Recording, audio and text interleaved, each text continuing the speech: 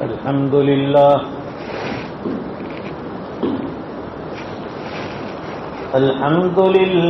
الذي هدانا لهذا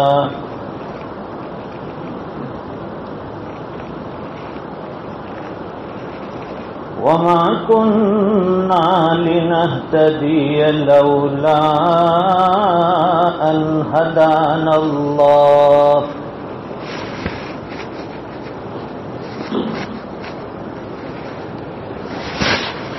لقد جاءت رسل ربنا بالحق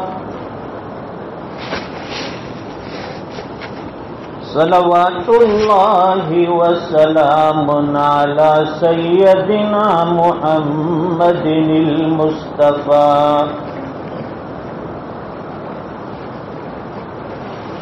وعلى آله وصحبه أجمعين.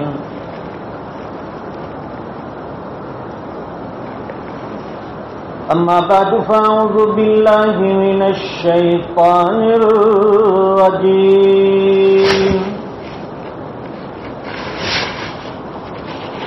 بسم الله الرحمن الرحيم. والعصر إن الإنسان لفي خسر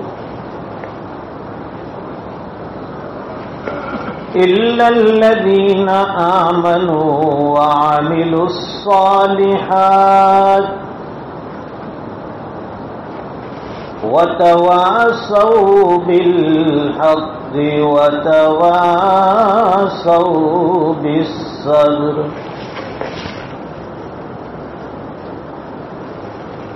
وقال النبي صلى الله عليه وسلم: الكيس من دان نفسه وعمل لما بعد الموت. صدق رسوله النبي الأمي الحبيب الكريم. ونحن على ذلك لمن الشاهدين والشاكرين.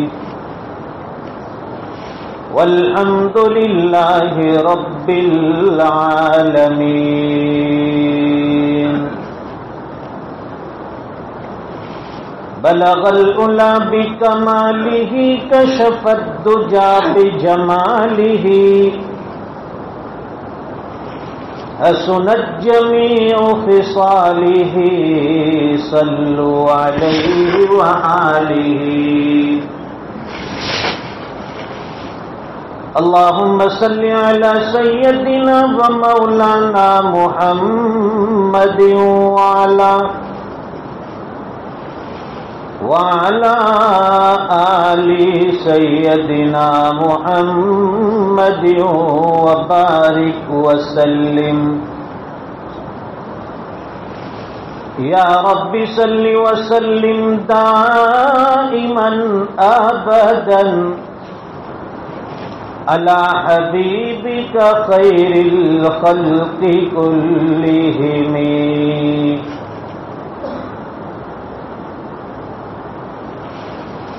بزرگان محترم،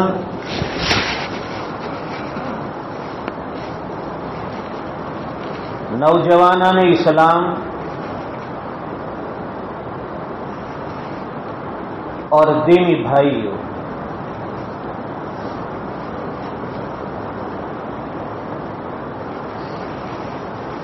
حق تعالی شانہ نے یہ وسیع اور عریض کائنات بنائی.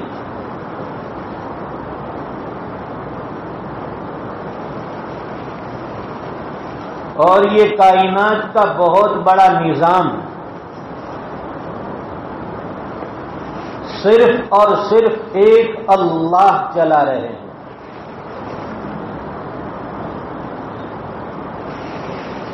چھوٹا سا ایک گھر چلانے کے لیے یورپ ممالک میں جہاں گھر کا مرد کام کرتا ہے اس کے ساتھ عورتوں کو بھی کام کرنا پڑتا ہے.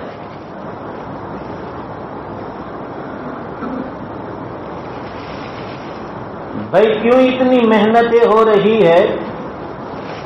جواب ملتا ہے کہ ایک آدمی کی کمائی سے گھر کا روٹین اور گھر کا خرچہ پورا نہیں ہوتا تو عورتیں بھی محنت میں لگی ہے.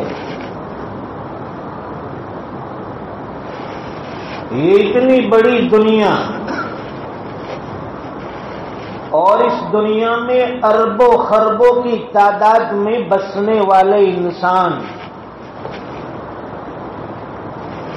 اور پھر بے شمار مخلوق خدا، زمین کی مخلوق، آسمان کی مخلوق، ہواؤں کی مخلوق، سمندر اور دریا کی مخلوق،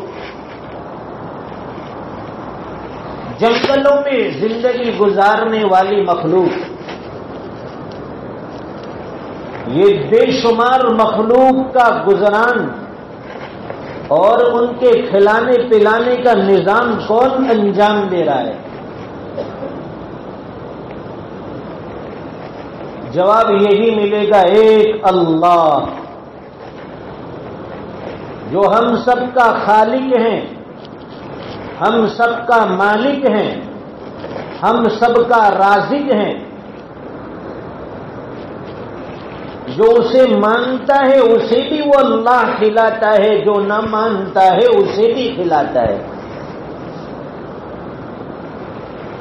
جو اس کی عبادت کرتا ہے، فرما برداری کرتا ہے، اسے بھی وہ سانس لینے کا موقع دیتا ہے، اور جو اس کے خلاف بغاوتیں کر رہے ہیں اور اس کے دین کو مٹانے پر اور اس کے دین کو نیست نابود کرنے پر تلے ہیں، وہ اللہ ان کو بھی زندگی گزارنے کا موقع اور چانس دیتا ہے. یہ دنیا کا نظام اللہ نے ایسا بنایا ہے، یہاں سب کے لیے چھوٹ ہے، سب کے لیے آزادی ہے.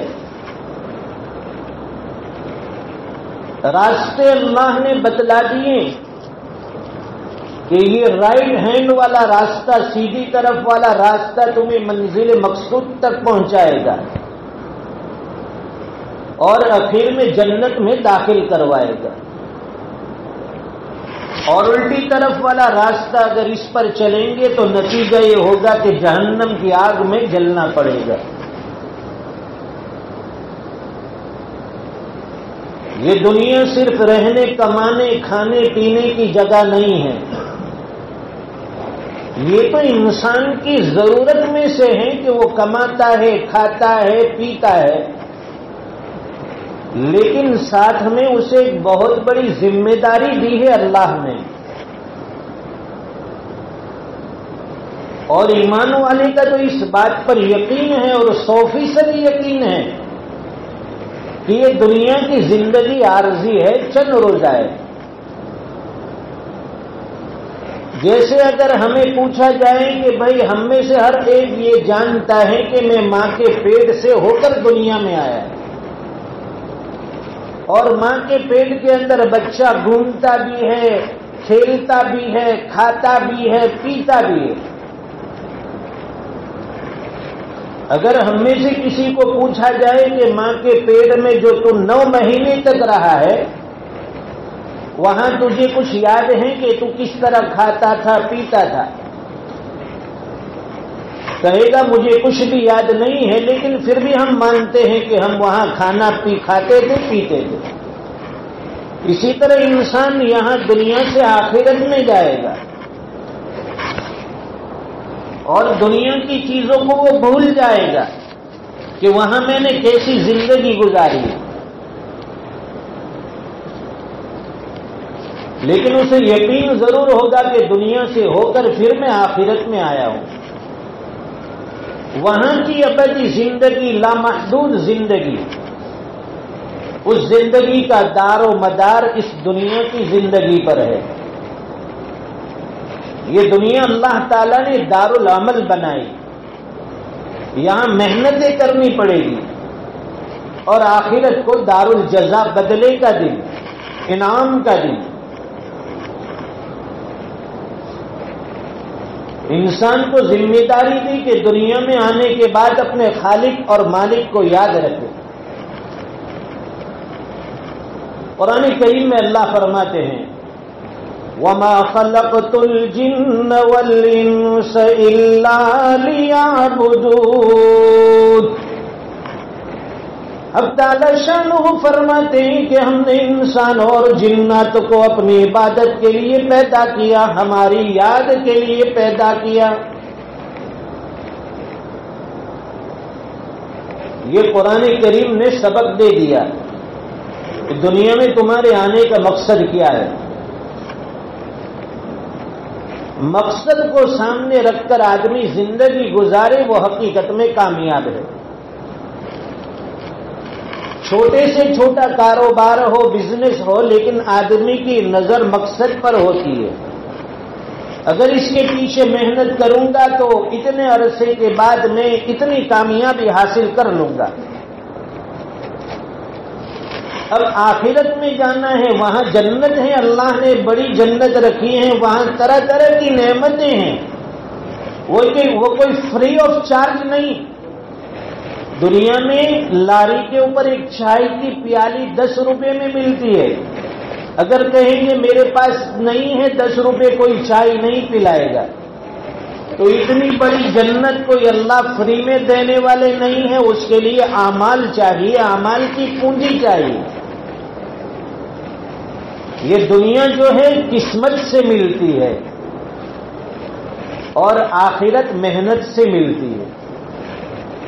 دنیا قسمت سے مل جاتی ہے اور جنت جو ہے وہ محنت سے ملتی ہے۔ لیکن جو چیز محنت سے ملنے والی ہے اس کے لیے کوئی محنت نہیں، اور یہ دنیا قسمت سے ملتی ہے، اس کے لیے ڈھیر ساری محنتیں ہو رہی ہیں۔ ایک مزدور صبح سے شام تک پسینہ ٹپکاتا ہے، اور شام کے وقت مشکل سے وہ اپنے بیوی بچوں کی روٹی کا انتظام کر پاتا ہے، اور ایک سیٹ قسم کا آدمی ایئر کنڈیشن روم میں آرام سے چیئر پر بیٹھا ہوا ہے، نوٹیں گن رہا ہے، اس کی کوئی محنت نہیں۔ محنت تو مزدور کر رہا ہے اور کما یہ رہا ہے۔ معلوم ہوا کہ دنیا محنت سے نہیں، اللہ قسمت سے دیتے ہیں، اور آخرت کے لیے، جنت کے لیے محنتیں درکار ہے، اعمال درکار ہیں، اللہ کی یادیں درکار ہیں۔ لیکن اس کو ہم نے قسمت پر چھوڑ دیا کہ اللہ بہت غفور الرحیم ہے، وہ تو بندے کو معاف کر دے گا۔ ہم تو ایمان والے ہیں، مسلمان ہیں، اللہ نے ہمارے لیے جنت رکھی ہے۔ یقیناً اللہ تعالیٰ ایمان والے کو جنت عطا فرمائیں گے۔ کہو انشاءاللہ، اللہ جنت عطا فرمائیں گے۔ لیکن ہر آدمی کو اپنی جنت اعلیٰ سے اعلیٰ بنانے کی فکر ہونی چاہیے۔ ایک مثال سے بات سمجھیے۔ ایک بادشاہ نے اپنا ایک محل تعمیر کیا، اور ظاہر ہے کہ جب بادشاہ کسی چیز کا اور کسی کام کا بیڑا اٹھاتا ہے تو اپنے خزانے کے دروازے کھول دیتا ہے۔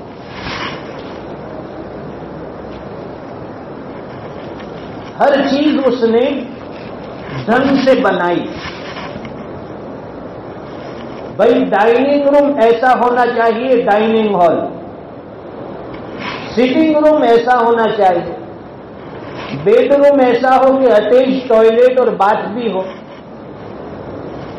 ہوا اور روشنی کی آمد و رفت کے لیے کھڑکیاں ہیں، بالا خانے ہیں،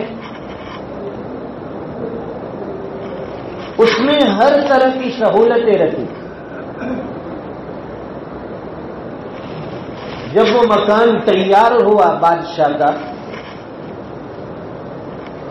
تو پھر اس بادشاہ نے اعلان کیا کہ جو بھی میرے اس محل میں کوئی خامی نکال دے، کوئی عیب نکال دے، میں اسے انعام دوں گا۔ بڑے بڑے آرکیٹیکٹ آئے، بڑے بڑے انجینئر آئے، مکان کو چاروں طرف سے دیکھنے لگے، دیواریں دیکھی، کھڑکیاں دیکھی، روم دیکھے، کمرے دیکھے، لیکن وہ بنایا اتنی بہترین قسم سے اور انداز سے تھا کہ کسی کو اس میں کوئی عیب نظر نہیں آیا۔ لوگ آتے رہے، دیکھ کر جاتے رہے، کوئی خامی نہیں نکال سکا۔ کافی دن گزرے، اس محل کے قریب سے ایک مرتبہ ایک اللہ والے کا ایک فقیر کا گزر ہوا۔ اس نے بھی یہ اعلان سنا، اس کے کان میں بھی یہ اعلان آیا کہ بھئی یہ بادشاہ کا محل تعمیر ہوا ہے، جو آدمی اس میں کوئی نقص اور عیب نکال کر دے گا بادشاہ اسے انعام دے گا۔ وہ فقیر محل میں داخل ہوا، اس نے مکان ادھر ادھر سے دیکھا اور سیدھا بادشاہ کے پاس جا کر کھڑا ہو گیا۔ بادشاہ سے کہنے لگا کہ مجھے اس محل میں دو عیب نظر آتے ہیں۔ وہ بادشاہ بھی حیران تھا کہ اتنے بڑے بڑے آرکیٹیکٹ آئے جنہیں کوئی عیب نظر نہیں آیا، اور ایک فقیر قسم کا آدمی اس کو میرے محل میں کیسا عیب نظر آ گیا۔ پوچھا کہ بھائی ذرا بتا تو صحیح کہ کون سے دو عیب تجھے نظر آئے؟ وہ اللہ والا کہنے لگا کہ بادشاہ، سب سے پہلا عیب تو یہ ہے کہ یہ محل ہمیشہ نہیں رہے گا، ایک نہ ایک دن یہ ختم ہو جائے گا، اور دوسرا عیب یہ ہے اس سے بڑا کہ تو بھی اس میں ہمیشہ نہیں رہے گا۔ بادشاہ نے کان پکڑ لیے، کہا کہ تیری بات بالکل صحیح ہے۔ اللہ والوں کی نظر آخرت پر ہوتی ہے، ہم یہ دنیاوی چیزوں پر نظر کرتے ہیں کہ اس کی لائف کتنے سال کی ہے، لیکن اللہ والے کی نظر یہ دنیا کی فنائیت پر ہوتی ہے کہ یہ دنیا مٹی کا گھر ہے، یہ سب ٹوٹ پھوٹ کر ختم ہونے والی چیز ہیں۔ اور حدیث پاک میں نبی کریم صلی اللہ علیہ وسلم نے اس دنیا کی حقیقت بتائی، فرمایا کن فی الدنیا کأنک غریب او عابر سبیل، دنیا میں اس طرح زندگی گزارو جیسے ایک اجنبی آدمی راستہ چلنے والا ایک مسافر زندگی گزار لیتا ہے۔ جس طرح مسافر سفر کے اندر کسی چیز کی خواہش نہیں رکھتا، جہاں کھانا ملتا ہے، جیسا کھانا ملتا ہے وہ کھا کر پیٹ بھر لیتا ہے، رات ہوتی ہے تو جہاں سونے کے لیے جگہ ملی اس نے آرام کر لیا، صبح اٹھ کر اپنا بستر لپیٹ کر اپنا سامان اور بیگ لے کر چلنے لگتا ہے، دوسرے دن اس کی منزل کہیں اور ہوتی ہے۔ فرمائے کہ ایمان والے کے لیے سبق ہے کہ دنیا اس کے لیے مسافر خانہ ہے۔ اللہ تعالیٰ نے اس کائنات کے نظام کو ایسا بنایا ہے کہ دنیا میں رہ کر آخرت کی تیاری کرنی ہے۔ اس مسافر خانے کو چھوڑ کر ہمیں آگے چلنا ہے، لیکن ہمارے دماغ میں نہ جانے کیا بات ہے کہ ہم اسی دنیا کے جینے کو سب سمجھ بیٹھے ہیں، اور آخرت کا تو کبھی تصور ہی نہیں۔ کتنے لوگوں کا یہ شکوہ ہے کہ بھائی ہمارے سامنے موت کی بات مت کرو، ڈر لگتا ہے۔ پوچھتے ہیں بھائی تم مرنے والے نہیں؟ تاکہ مرنے والے ہیں تو جس جگہ پر مر کر جانا ہے اس جگہ جانے سے پہلے اس کی تیاری کر لو۔ یہ موت کا ڈر اور یہ موت کی چیزیں اسی لیے بیان کی جاتی ہیں کہ انسان کا دل دنیا میں کم لگے، آخرت کی طرف زیادہ متوجہ ہو جائے۔ اور پھر روزانہ کی ہماری روٹین صبح سے شام تک اس دنیا کے پیچھے ہے۔ اللہ نے دنیا میں بھیجا ہے، محنتیں بھی کرو لیکن آخرت کی بھی تیاری کرو۔ جب اذان ہو جائے سارے کاروبار چھوڑ کر، سب کام چھوڑ کر اللہ کے منادی کی پکار پر مسجد آ جاؤ۔ حی علی الصلاۃ، منادی پکارتا ہے آؤ کامیابی کی طرف، آؤ فلاح کی طرف، آؤ نماز کی طرف۔ اور ہمارا جوان ہے، مسجد سے آواز آ رہی ہے حی علی الفلاح، آؤ کامیابی کی طرف، اور وہ کامیابی کی تلاش میں دنیا میں گھوم رہا ہے۔ کامیابی کا اعلان تو یہاں سے ہوتا ہے، آؤ کامیابی کی طرف، اور ہم لوگ دنیا کی دوسری جگہ میں کامیابی تلاش کرتے ہیں، جہاں اعلان ہو رہا ہے کامیابی کا وہاں کھانے کی ہمیں فکر نہیں۔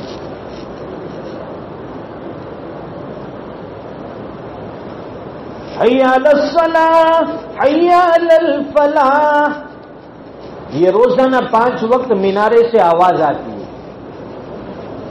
یہ اعلان منادی کرتا ہے، مؤذن کرتا ہے آؤ مسجد میں، آؤ کامیابی کی طرف۔ 5 وقت کی جو نمازیں ہیں اس میں مسجدیں خالی، اور جمعہ کے اندر ہماری مسجدیں ماشاء اللہ بھر جاتی ہے۔ تو کیا ہم صرف جمعہ کے دن کے مسلمان ہیں؟ جتنا مجمع، ایک انگریز رائٹر لکھتا ہے کہ جتنا مجمع مسلمانوں کا جمعہ کی نماز میں ہوتا ہے، اگر اتنا مجمع فجر کی نماز میں آنا شروع کر دے، پوری دنیا میں اسلام کا فریرہ لہرائے گا۔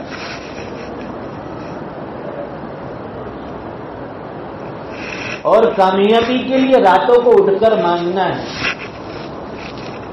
جب رات کو اللہ کے سامنے روئیں گے، اپنی دل کی ضرورتوں کا شکوہ اللہ کے سامنے کریں گے، سوال کریں گے، اللہ تعالیٰ دل کی روشنی میں ہمارے مسائل حل فرمائیں گے۔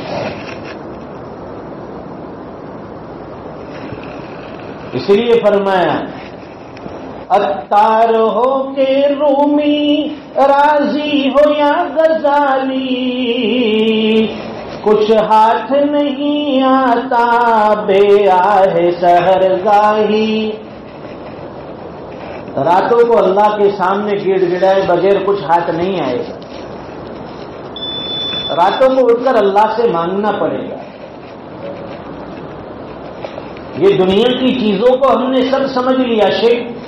شیخ سعدی رحمت اللہ علیہ فرماتے ہیں کہ ارے تم کس دنیا پر فخر کرتے ہو، کس دنیا پر فخر کرتے ہو جس کا بہترین مشروب مکھی کا تھوک یعنی شہد ہے۔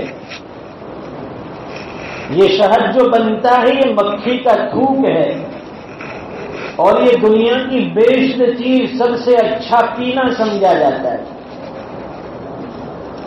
اور تم کس دنیا پر فخر کرتے ہو جس کا بہترین لباس کیڑے کا تھوک ہے یعنی ریشم۔ فرمائے تم کس دنیا پر فخر کرتے ہو جس کا بہترین مشروب مکھی کا تھوک ہے، شہد ہے، اور جس کا بہترین لباس کیڑے کا تھوک یعنی ریشم ہے۔ ارے مجھے اس دنیا سے کیا لینا جس کے حلال میں حساب ہے اور حرام میں عذاب ہے۔ حلال چیزیں استعمال کرو گے اس کا بھی حساب دینا ہے، اور حرام کے اوپر تو ہمیں عذاب ملنے والا ہے۔ یہ دنیا کی حقیقت ہے۔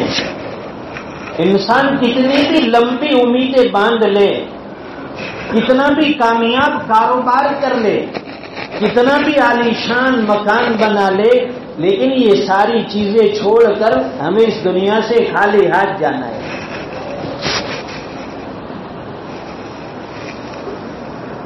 ایک بادشاہ کا باغ تھا، پھلدار باغ، قسم قسم کے پھل لگے ہوئے ہیں۔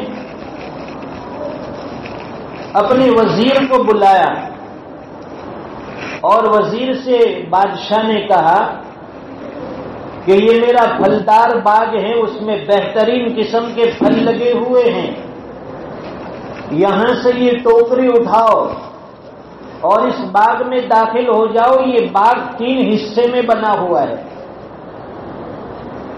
تمہیں یہ ٹوکری لے کر باغ میں جانا ہے، وہاں سے بہترین پھل توڑ کر میرے لیے لانا ہے، میں تمہیں انعام دوں گا۔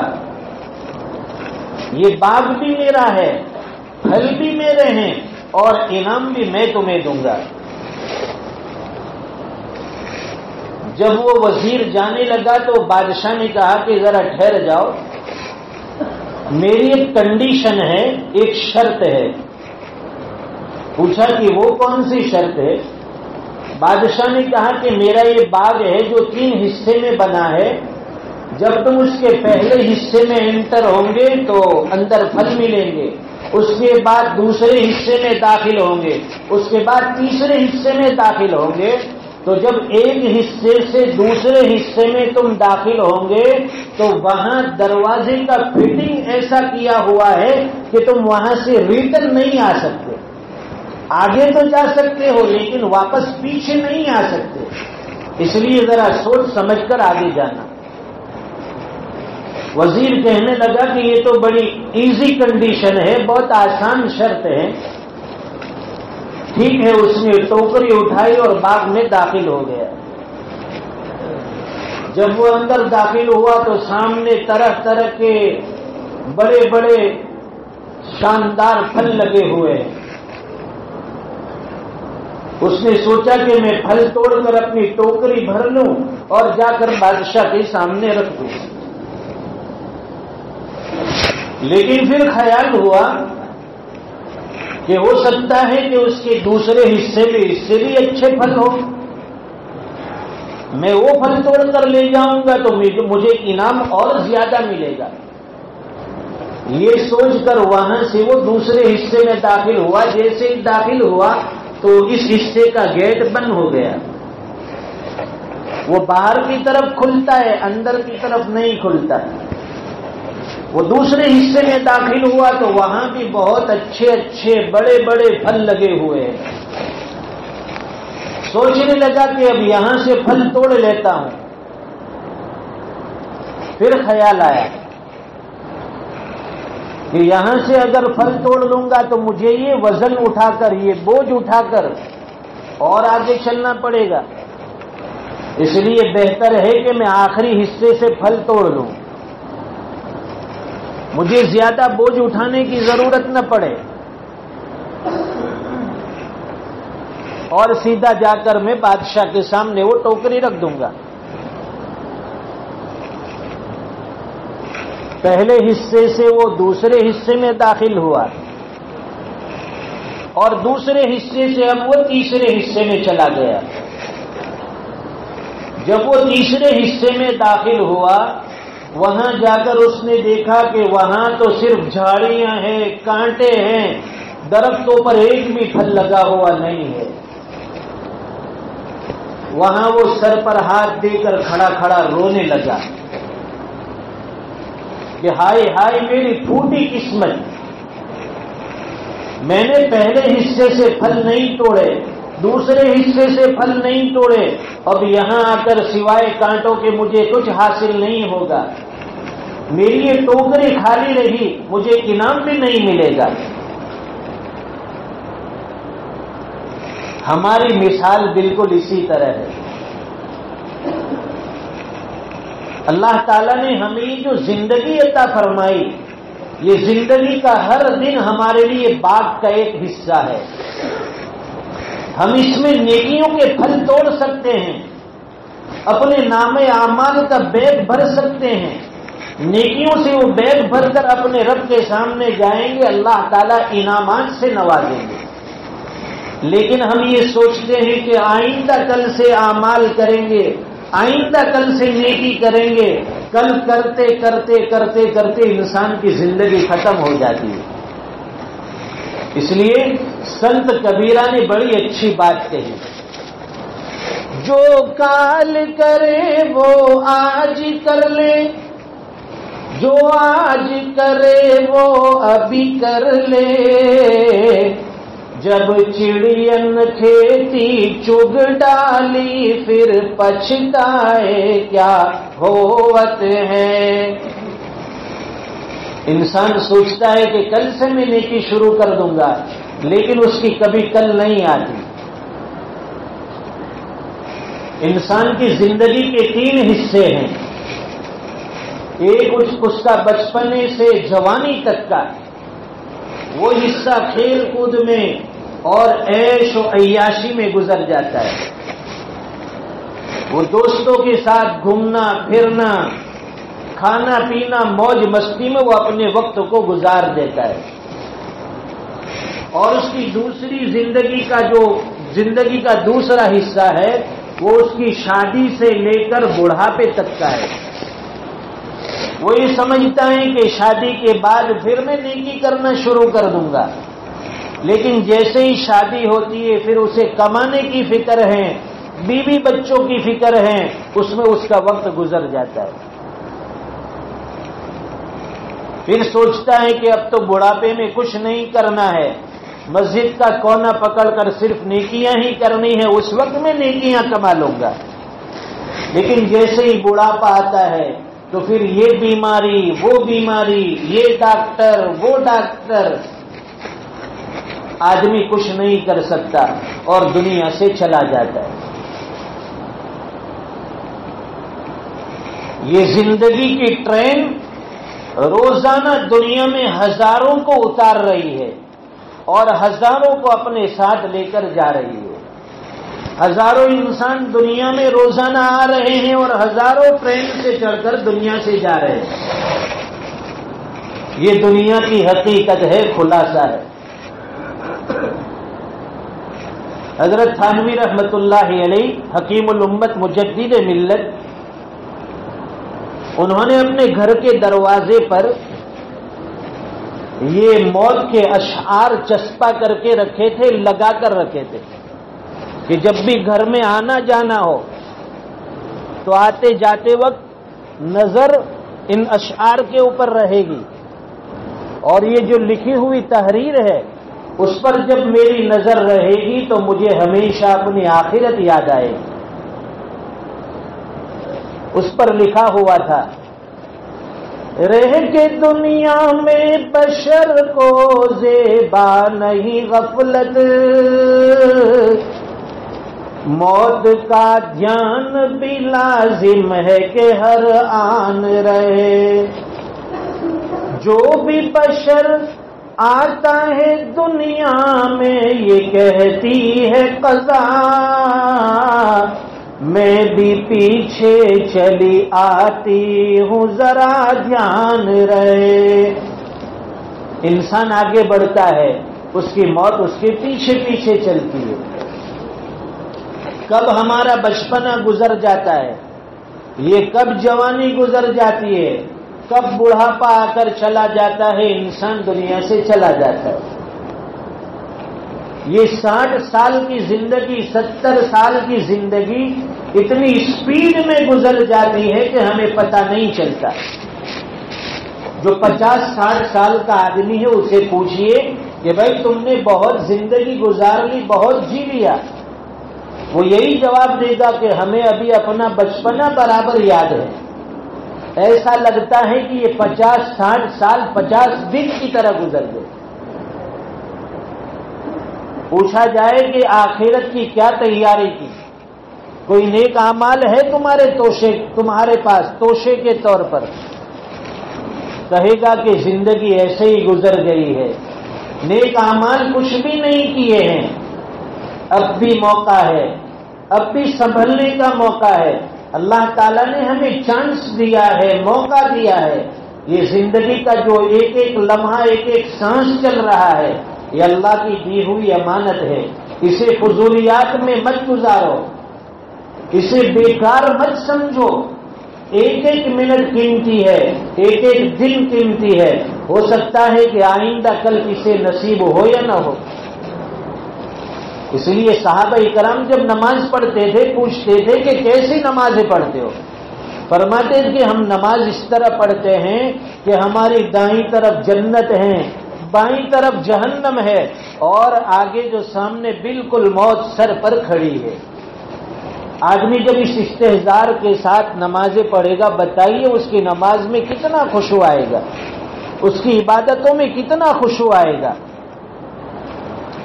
یہ اللہ تعالیٰ نے ہمیں دنیا میں جو بھیجا ہے، یہ دنیا کے کام کاج کے ساتھ آخرت کی تھوڑی فکر لے کر چلنا ہے۔ عقل مند انسان جو ہے وہ کبھی دنیا سے دھوکہ نہیں کھاتا۔ عقل مند انسان اس دنیا سے دھوکہ نہیں کھاتا، وہ ہمیشہ دنیا کے داؤ پیچ سمجھتا ہے۔ کسی بوڑھے آدمی سے پوچھیے دنیا کی حقیقت، وہ یہی کہے گا کہ دنیا کے سارے داؤ پیش میں نے دیکھ لیے، اس کی کوئی حقیقت اور کوئی حیثیت نہیں۔ اللہ تعالیٰ نے قرآن کریم میں ہمیں دنیا کی حقیقت سمجھائی، اور سورۃ العصر میں ہمیں 4 پوائنٹس بتائے۔ فرمایا والعصر، زمانے کی قسم، ان الانسان لفی خسر۔ اب تعالی شان وہ فرماتے ہیں زمانے کی قسم، ان الانسان لفی خسر، یقیناً سب کے سب انسان خسارے میں ہیں۔ دنیا کے سارے انسان خسارے میں ہیں، نقصان میں ہیں، غفلت میں ہیں۔ پھر اللہ تعالیٰ نے 4 لوگوں کو الگ کر لیا۔ وہ 4 لوگ کون سے ہیں؟ الا الذین آمنوا، جو ایمان لائے وہ کامیاب۔ والعصر، زمانے کی قسم، ایمان جو لایا وہ کامیاب، ایمان والا کامیاب۔ وعملوا الصالحات، جو اعمال صالح کرے وہ کامیاب، ایمان لایا وہ کامیاب، جو عمل صالح کرے وہ کامیاب۔ وتواصوا بالحق، جو اللہ کے دین کی محنت کرے وہ کامیاب، جو اللہ کی طرف سے آنے والے حالات پر صبر کرے وہ کامیاب۔ ایمان والا کامیاب، ایمان کے بغیر کامیابی کا تصور نہیں ہو سکتا۔ ایمان شرط ہے، اس لیے بتایا جو ایمان لایا وہ کامیاب۔ نمبر 2، ایمان کے ساتھ جو اعمال صالحہ کرتا رہا وہ کامیاب۔ نمبر 3، اور ساتھ میں جو دین کی محنت کرتا رہا، یہ دین کے لیے اپنی زندگی کھپاتا رہا، اللہ کا دین لے کر دنیا میں لوگوں کے پاس جاتا رہا، لوگوں کو دین کی دعوت دے کر جوڑتا رہا، مسجد کے ماحول میں لاتا رہا۔ یہ جتنی بھی شکلیں ہیں دین کی محنت کی، دعوت و تبلیغ ہو، مدارس کی لائن سے ہو، خانقاہوں کی لائن سے ہو، تالیف اور تصنیف کی لائن سے ہو، یہ سب دین کے کام ہیں۔ فرمائے جو دین کا کام کرے وہ کامیاب، اور اللہ کی طرف سے آنے والے حالات پر صبر کر جائے وہ کامیاب۔ سب کے ساتھ حالات لگے، ہر آدمی کے ساتھ کچھ نہ کچھ حالات ہیں۔ فارسی کا ایک مقولہ ہے، دری جہاں کسے بیغم نیز، اس دنیا میں کوئی انسان ایسا نہیں ملے گا جسے کوئی تکلیف، کوئی پریشانی، کوئی غم نہ ہو۔ ہر آدمی اپنے اعتبار سے تکلیف میں ہے، چاہے وہ امیر ہو یا غریب ہو، بادشاہ ہو یا فقیر ہو، ہر آدمی تکلیف میں ہے، پریشانی میں ہے۔ لیکن ایمان والوں کو اللہ تعالیٰ نے یہ عطا فرمائی یہ نعمت کہ ایمان والے کو جب کوئی تکلیف پہنچتی ہے اس پر بھی اللہ تعالیٰ اسے اجر عطا فرماتے۔ راستے چلتے ہوئے اگر پیر میں کانٹا چبھ گیا اس پر بھی اللہ اجر عطا فرمائیں گے۔ اگر راستے میں ہمیں پیر سے ٹھوکر لگی اس تکلیف پر بھی اللہ تعالی ہمیں اجر عطا فرمائیں گے. اس لیے تکلیف سے ڈرنے کی اور پریشان ہونے کی ضرورت نہیں ہے. یہ تکلیف جو آتی ہے، حالات آتے ہیں، یا تو انسان کو متوجہ کرنے کے لیے آتے ہیں، یا پھر اللہ کے وہاں اس کے مراتب، اس کے درجات بلند کرنے کے لیے آتے ہیں. ایسا نہیں کہ صرف گنہگار آدمی ہو اس پر حالات ہوتے ہیں، اللہ والوں کے اوپر بھی بڑے بڑے حالات آتے ہیں. نبیوں پر حالات ہوتے ہیں، اولیاء پر حالات ہوتے ہیں، صحابہ پر ہوتے ہیں، سب پر حالات ہیں. لیکن اللہ تبارک و تعالیٰ نے اس حالات کے بیچ میں رہ کر صبر کرنے والوں کو کامیابی کا تمغہ عطا فرمایا. وَالْعَصْرِ إِنَّ الْإِنسَانَ لَفِي خُسْرٍ.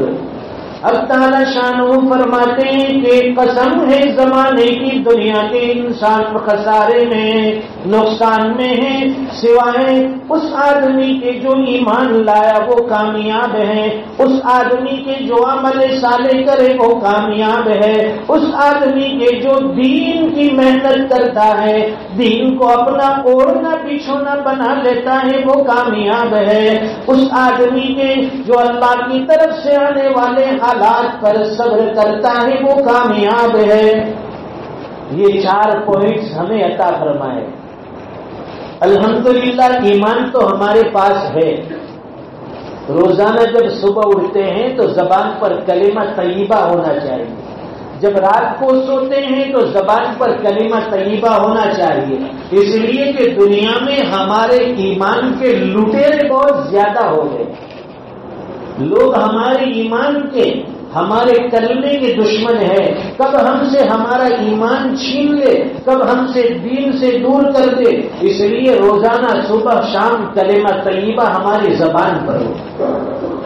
نمبر 2، اس کے ساتھ تھوڑی اعمال صالحہ کی محنت ہو جائے.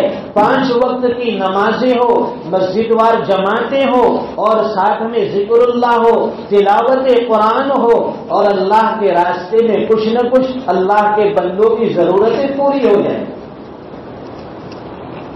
یہ سب محنتیں ضروری. تیسرے نمبر پر ایمان، عمل صالح اور دین کی محنت. اور چوتھے نمبر پر فرمائے کہ صبر. یہ صبر بہت بڑا ہتھیار ہے ایمان والے کے پاس.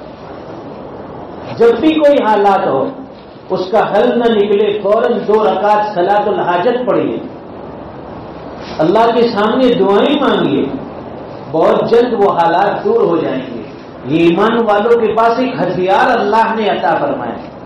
قرآن کریم میں اللہ فرماتے ہیں یا ایھا الذین آمنوا استعینوا بالصبر والصلاۃ. اے ایمان والو، اللہ کے پاس استعانت طلب کرو، مدد طلب کرو نماز کے ذریعے اور صبر کے ذریعے. 2 رکعت نماز پڑھنی ہے بتایا، اور اس کے بعد اللہ سے دعائیں مانگی اور صبر کرنا. اور ساتھ میں اللہ فرماتے ہیں ان اللہ مع